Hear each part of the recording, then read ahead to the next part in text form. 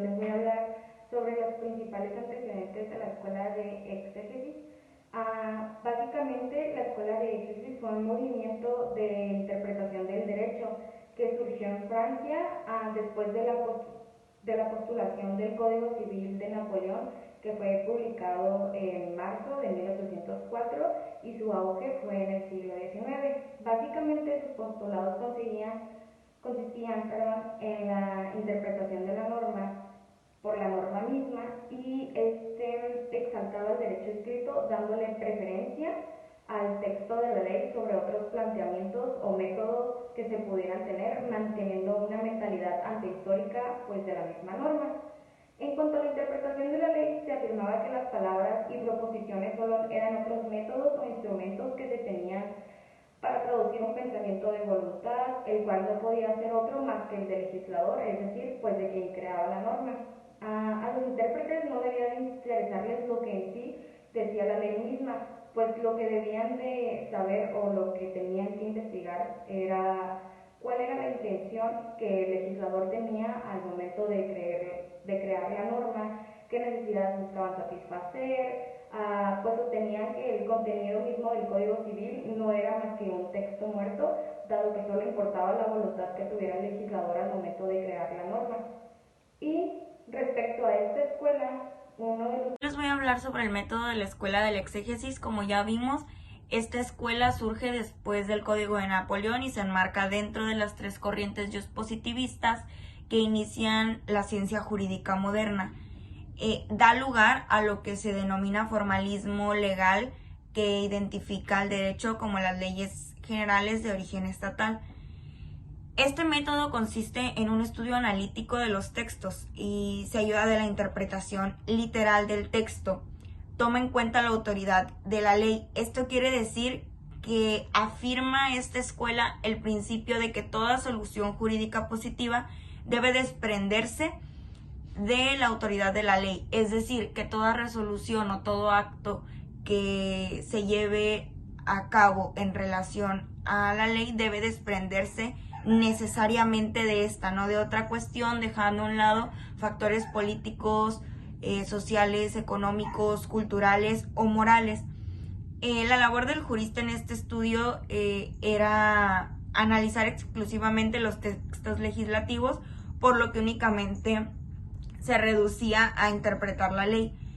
Como el objeto de estudio es la norma jurídica de un texto legislativo o un texto legal, como menciono, se consideraban tres dimensiones para hacer este estudio, que era el análisis gramatical, desmenuzarlo, por decirlo de alguna forma, como una regla aislada del contexto legal, es decir, específicamente lo que gramaticalmente o lo que se está leyendo en el texto legislativo, es decir, analizarlo en sí mismo, lo que dice. Mientras que el análisis lógico, que era la segunda parte que venía, era hacer un estudio en la relación con las demás normas, de dónde viene esta norma o hacia dónde va. Por ejemplo, si habláramos de nuestras legislaciones estatales, estudiar qué viene de nuestra constitución política y de ahí poder decir, de acuerdo a de dónde viene, hacer esa interpretación, o hacia dónde se deriva, interpretar lo que la norma quiere decir. Y en el análisis sistemático se estudia como un todo en conjunto, es decir, el ordenamiento jurídico que lo constituye, y se estudia por esa parte. Entonces, haciendo uso del análisis gramatical, lógico y sistemático, se puede realizar un estudio completo sobre el texto, sobre de dónde viene y hacia dónde deriva esta norma o este texto legislativo dentro de un ordenamiento jurídico, para poder llegar a un análisis completo, político o exegético. El primero consistía en considerar la realidad social del texto legislativo, es decir, los factores económicos, sociales, culturales, por qué se había realizado ese texto, en qué contexto, la lógica que se había tomado en ese momento. Sin embargo, la lógica del legislador no condicionaba al jurista para su interpretación, mientras que el método exegético o analítico es todo lo contrario, es decir, se opone y se basa exclusivamente en la estructura del código, considerando el orden de los textos y su división en títulos, capítulos, libros, los conceptos jurídicos que se tienen en el ordenamiento jurídico, y uniendo estos dos, el método sintético y el analítico, la escuela del exégesis en su método lograba tener un método lógico-deductivo en el cual interpretaba el texto legislativo llevando a cabo los 3 pasos que mencioné anteriormente. Como exponentes de la escuela de pensamiento de la exégesis tenemos a Alejandro Duranton, quien hablaba que para la interpretación de la norma teníamos únicamente que apegarnos a lo que fue expresado por el legislador, es decir, no podíamos tomar consideraciones de circunstancias históricas, la evolución de la sociedad o las circunstancias particulares de cada persona. Otro representante de esta escuela de pensamiento es Francisco Laurent, quien hablaba que el derecho está plasmado únicamente en la ley y no hay necesidad de recurrir a otras fuentes del derecho, como podría ser la doctrina, la jurisprudencia, la costumbre, los tratados internacionales. Otros nombres que resaltan como representantes de esta escuela podría ser Bognet, Lacatinerie, Domolombe. Continuando con lo que son los principios de esta escuela de pensamiento, todos van hacia la misma dirección. Uno de los principios, para empezar, es que la ley es dogmática, es decir, no hay temas controvertidos dentro de ella, no hay lagunas dentro de la ley, y en todo caso, para la interpretación de la norma, en caso de que pudieran quedar dudas, siempre se podría recurrir a lo que fue la intención del legislador al crear esta norma. Es decir, también está limitando al Poder Judicial para poder subsanar esta ley, este código, esta norma, y es una especie de ordenanza del Poder Legislativo hacia el Poder Judicial, es decir, el Poder Judicial no puede interpretar la norma, no puede subsanarla y tiene que limitarse únicamente a aplicarlo tal cual el caso que ha presupuesto el legislador. Otro principio es que no hay otras fuentes del derecho fuera de la ley. Es decir, como ya habíamos dicho, no se necesita recurrir a jurisprudencia, tratados internacionales, doctrina, porque la ley es vasta, es dogmática. Otro principio va en el sentido de que para interpretar cada una de las normas debemos de apegarnos al sentido estricto, gramatical, del lenguaje, de lo que significa cada palabra utilizada dentro del precepto. Es decir, tener cada vocablo como se debe de utilizar, como lo utilizó el legislador, para no tener interpretaciones variadas. Otro principio habla de que no debemos de tener adecuaciones a las circunstancias históricas o a la evolución de la sociedad para poder aplicar la norma, para poder interpretarla. Todos estos principios van en el mismo sentido de que la ley es la única fuente, que esta es incontrovertible, que la intención del legislador predomina a las circunstancias para el caso concreto o a la posibilidad del Poder Judicial para poder aplicar esta norma. Les voy a mencionar las críticas de Savigny. Son varias, pero estas son las más importantes. Primero que nada, el derecho no tiene una existencia autónoma, sería la primera.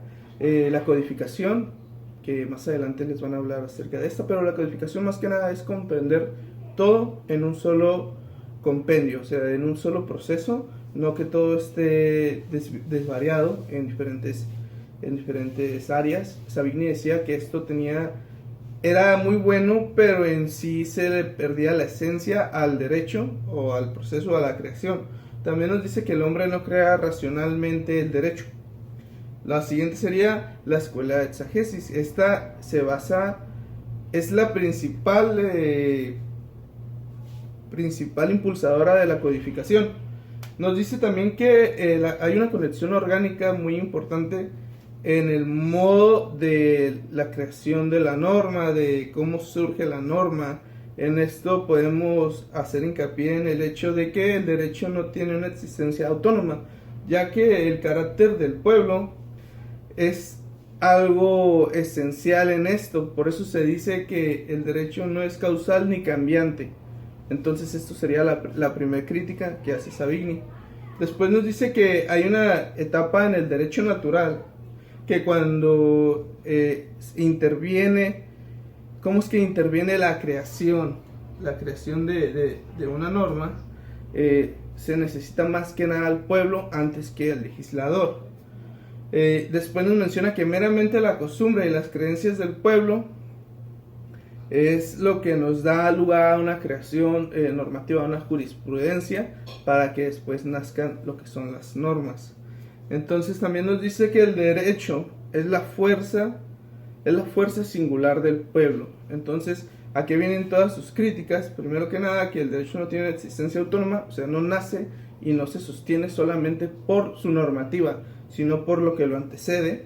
Y también nos dice que pues el hombre no crea racionalmente el derecho. ¿Por qué? Porque simplemente el legislador se basa a lo que dice la norma o a lo que antecede la norma. Esto lo menciona también en uno de sus libros, que la norma es interpretada conforme a la norma cuando no debería de ser así. Por eso tenemos una jurisprudencia.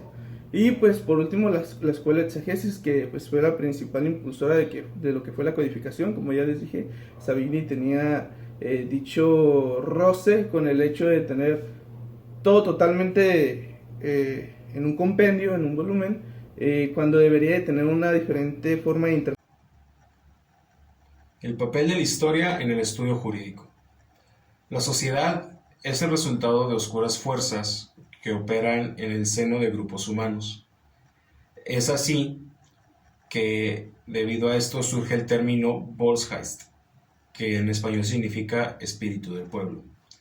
Esta es una fuerza ciega que opera en cada sujeto colectivo, haciendo surgir relaciones sociales que después se transforman en formas jurídicamente elementales y finalmente en instituciones jurídicas más elaboradas. Para el Volksgeist, la solución a la confusa multiplicidad de legislaciones no estaba en la codificación, sino en la previa reflexión metodológica de la jurisprudencia. En otras palabras, el centrar toda una investigación jurídica seria en la historia, pero no como una ciencia auxiliar del conocimiento, sino como la esencia misma de este. De esto surge la noción de la forma del pueblo es la nación. El concepto romántico de nación rechazaba el postulado racionalista de que la sociedad y el poder es producto de un acuerdo entre hombres para llegar a fines concretos. Por tanto, la contradictoria legislación puede ser eliminada mediante una sistematización de los principios jurídicos emanados de la conciencia jurídica nacional a lo largo de la historia. Esto nos lleva a que la ciencia histórica del derecho resulta ser puramente sistemática debido a que está concentrada más en la realidad mutua de los conceptos jurídicos que en la realidad social que estos representan. Así sucede, por ejemplo, cuando Savigny explica en la Manus Romana de forma simple y abstracta, no entendiéndolo como una institución natural revestida de forma jurídica, lo cual hubiera sido acorde a su método defendido, sino como una fusión artificial de dos conceptos jurídicos. De aquí también tenemos que Muñoz de Baena dice que ello se debe más que a una traición a su método, a la dificultad de construir una ciencia jurídica realmente histórica. Porque pese a usar la terminología historicista, es evidente su adscripción al método lógico conceptual y su abandono al propósito de elaborar una visión global del derecho romano como quería Savigny. Esto en aras de una auténtica teoría general del derecho. El fenómeno codificador surge en Europa a mediados del siglo XVIII y culmina a principios del siglo XX. Este fenómeno tenía una sola finalidad o perseguía un objetivo, el cual era ordenar todas las normas jurídicas que trataran sobre una rama de derecho y todas estas adjuntarlas a su vez en un cuerpo homogéneo. Al conjunto de estas normas se le da el nombre de código. El primer resultado importante fue el Código de Prusia de 1794 y culmina con el Código de Napoleón de 1804. Dada la eficacia que tuvo este código, se imitó en muchos países europeos y además de países americanos. Para entender mejor el fenómeno codificador es importante explicar qué es la codificación. Codificar significa ordenar y sistematizar las normas jurídicas para lograr una mejor armonía entre ellas. ¿Qué se conseguía con esto? Facilitaba la función y el trabajo de los jueces y también el de los estudiosos de derecho. De lo contrario, se hallarían en una multiplicidad normativa que muchas veces podría ser contradictoria. Esto podría poner en situaciones dudosas a los jueces y podrían resolver casos concretos sobre el mismo tema de maneras distintas. Cabe destacar que el análisis de este movimiento se centra en Francia, que es, como ya lo mencioné, si bien no fue el primero en elaborar un código, tiene la dicha de haber elaborado uno de los más completos y sencillos de todos los tiempos, el cual fue el Código de Napoleón. Además, existieron 3 factores fundamentales que determinaron el desarrollo de la codificación en Francia. El primero fue la necesidad de ordenar una legislación, dado que su legislación era muy amplia y muchas veces sus normas se contradecían unas con otras. Otro de los factores fue el impulso de la Revolución Francesa. Y por último fue la filosofía enciclopedista. ¿Qué es el enciclopedismo? Pues no era otra cosa que catalogar o compilar todo el conocimiento humano de la época en un solo documento. ¿Cuál es la diferencia entre el enciclopedismo y la codificación?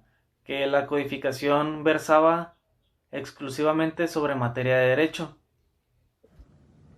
Todas las palabras que terminan en ismo significan una exageración. En este caso no es una exageración mala, sino que es una doctrina, es una escuela de pensamiento. La escuela de pensamiento que ahorita vamos a observar es la escuela histórica. En el siglo XVIII, Savigny introdujo este tipo de escuela a Alemania, el cual decía que el derecho es una forma de expresión del pueblo, el cual esto es muy cierto, ya que el pueblo, como lo establece la Constitución en los artículos 39, 40 y 41, Constitución mexicana, dice que el pueblo tiene la facultad de en cualquier momento cambiar su forma de gobierno, establecer nuevas leyes. Eso es lo que Savigny dice, ya que cada pueblo debe de perseguir en la historia un fin universal. Esto lo hace mediante una metodología, el cual establece 3 puntos importantes, el primero es el empirismo, el cual son experiencias pasadas que el pueblo obtuvo y modificó mediante siguientes acciones. No sigue principios jurídicos. El segundo punto es la causalidad y el determinismo, el cual los actos humanos están ligados a las causas. El pasado va a afectar mi futuro, así de sencillo. Y el último punto es la racionalidad y el relativismo, que en esto es tan sencillo decir que el derecho es mutuante, y eso es muy cierto. Nosotros como abogados sabemos que el derecho está en constante movimiento. En un municipio es distinto, en un estado, en un país sobre todo es distinto. Hay tantas y tantas ramas de derecho, el cual vemos esto que es tan cierto que dice Savigny. Savigny también criticó otro dogma, el cual fue el universalismo de la naturaleza humana, el cual decía que los seres humanos son individuos, tienen pensamientos propios, pero Savigny decía que porque yo soy parte de un pueblo, todo ese pueblo establece un derecho para todos nosotros. Comparado a lo que es el derecho natural, el derecho natural es que se crean normas jurídicas, esas normas jurídicas se crean por la ética y por la moral, que se va apegado mucho a lo que es el derecho divino, a lo que es Dios. Algo que leí que me interesó mucho el semestre pasado en clase de Derecho Internacional de los Derechos Humanos establece que el derecho divino hizo hincapié a que se creara el derecho del hombre. Y ya después de eso, de esos 10 mandamientos que se puede decir que es lo más remoto que tenemos nosotros del derecho, hizo que nacieran todas estas fuentes, todos estos ismos, como les digo, doctrinas, escuelas de pensamiento, que fue modificando el derecho a lo que conocemos ahorita en este momento. Gracias.